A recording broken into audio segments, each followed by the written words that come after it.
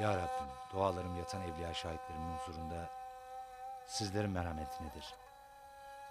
Hayata küsen biricik kızım Leyla'nın bir an önce aramıza dönmesi için size sığındım. Memleketimizden buralara kadar gelmemiz, tek varlığımız biricik kızım Leyla içindir.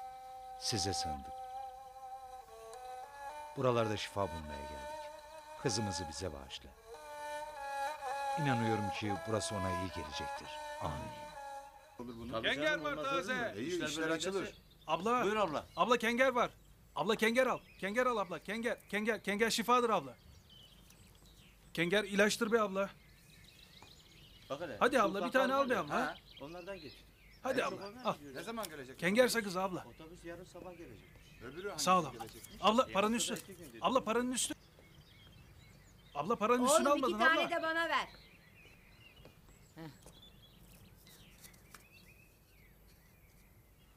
Hadi gidelim. Kenger. Taze kenger. Kengere gel. Taze sakız. Taze sakız. Kengere gel. Kenger mi almış güzel kızım? Güzeldir kenger. Dişleri de korur. İlk başta biraz acıdır ama Leyla kızım. Bu kengerin efsanesi çoktur buralarda. Halen çoğu köylerin ekmek kapısıdır. Diken deyip geçme. Kimi yemeğinden, kimi kahvesinden, kimi de sakızından böyle faydalanıyor işte.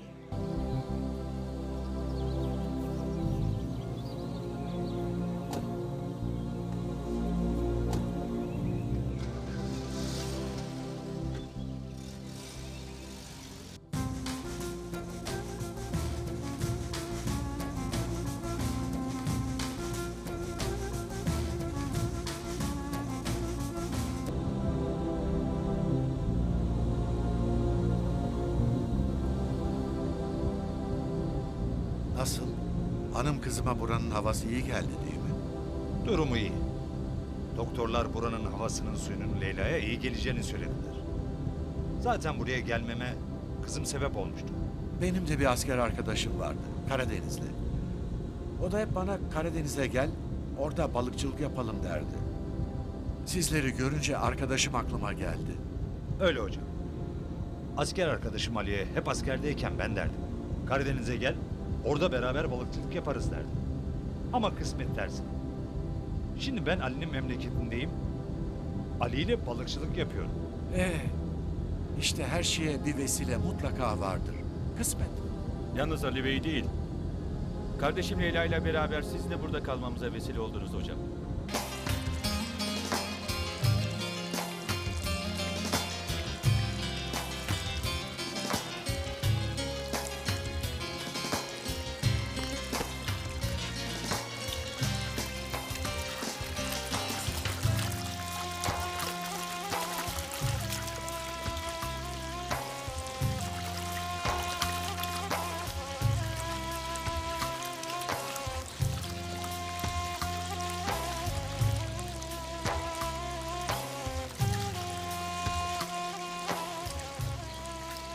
Bak gördün mü? Artık iyiye gidiyor sayılır. Bak balık besliyor.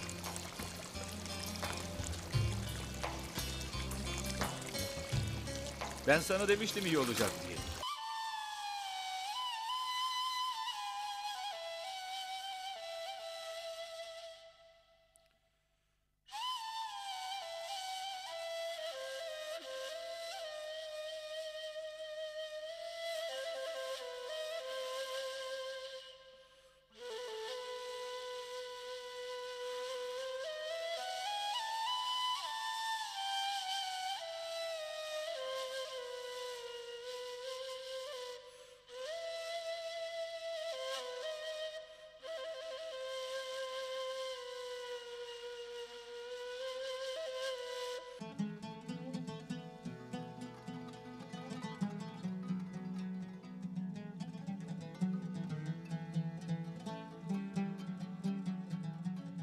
Onu böyle iyi görmek her şeye değer.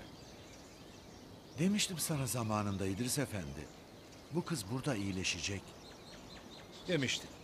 Çok zaman acı çekti kızımız. Acıyı da beraber çektik. Ta ki onun dilinden anlayan biri kapımıza gelene kadar. Nasıl yani? Anlatırım hocam, buyur. Kızımızın iyileşmesine vesile olan şu adamı merak ettim.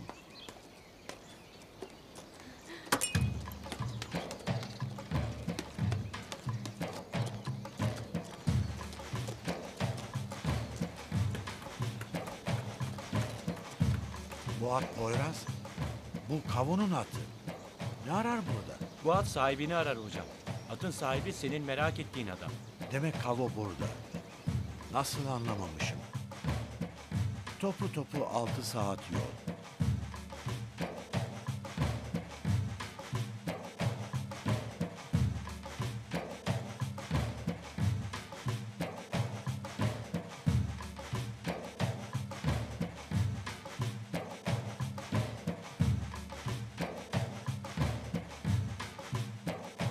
Hep derler. Bu at zaman zaman mezarlardan ayrılır, kaybolur. Evet hocam. Bu hayvanın mazisini bil. Oradan ayrıldığında muhakkak bulunur. Kimi zaman boş gelir, boş gider. Kimi zaman da boş gelir, dolu gider. Yani kavuyu çocukların mezarlarına götürür, getirir. Bugüne kadar niye söylemediniz? Niye haber vermediniz kavo buradadır diye? Çok söylemek istedim ama kavu hep bize yemin verdi. Ona söz verdik bir kere hocam. Beni ona götür. Tabii buyurun. Buyurun gidelim.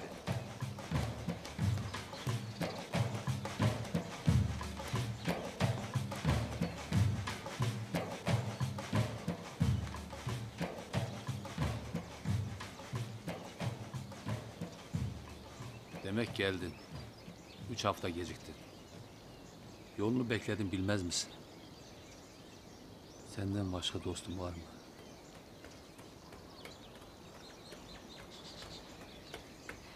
Nedir Poyraz? Nedir bu Leyla'nın hali?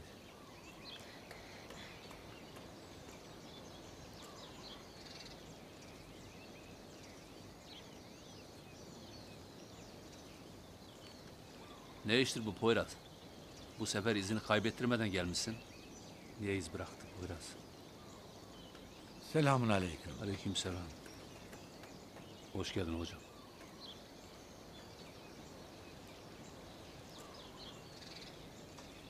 Poyraz'ı suçladığını hissediyorum. Poyraz beni getirmedi. Sadece karşılaşmamız bir tesadüf. Nasılsın Kavo? Unutabildin mi bari?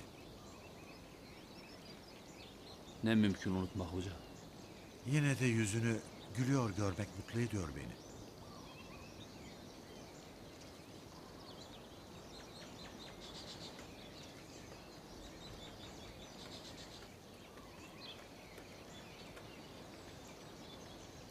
Belki anlatmışlardır. Bu kız pek iyi sayılmaz. Beni güleş gördükçe o da güldü. O güldü, ben güldüm. Ben güldüm, o güldü. Anlayacağım, birbirimizi tedavi ettik.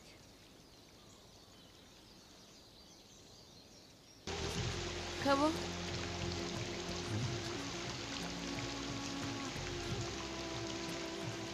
Konuştun Leyla. Daha önce de konuşuyorduk ya. Konuşmak için illaki dil mi gerek? Gözlerimizle az mı konuştuk seninle? Doğru ya. Adalet dedi biraz üzdü seni. Yok, üzmedi. Unutmak istediklerimi hatırlattı. Hepsi bu. Gidecek misin? Gitmek mi? Nereye?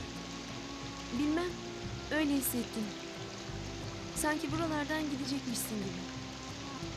Şimdilik öyle bir düşüncem yok. Gitme olur mu?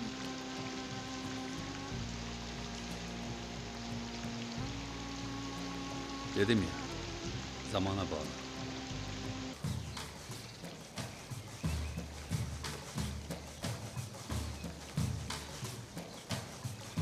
Ne düşünüyorum biliyor musun? Ne düşünüyorsun bakalım? Belli ki Kavo'nun kimi kimsesi yok. Baksana, neredeyse yıllar oldu. Ne arayanı var ne soran.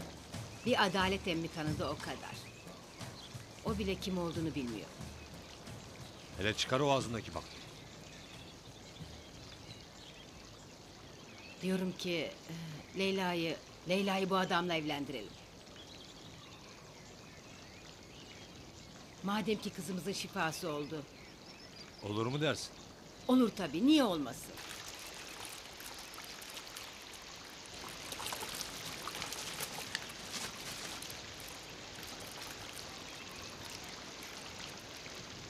Kolay gelsin.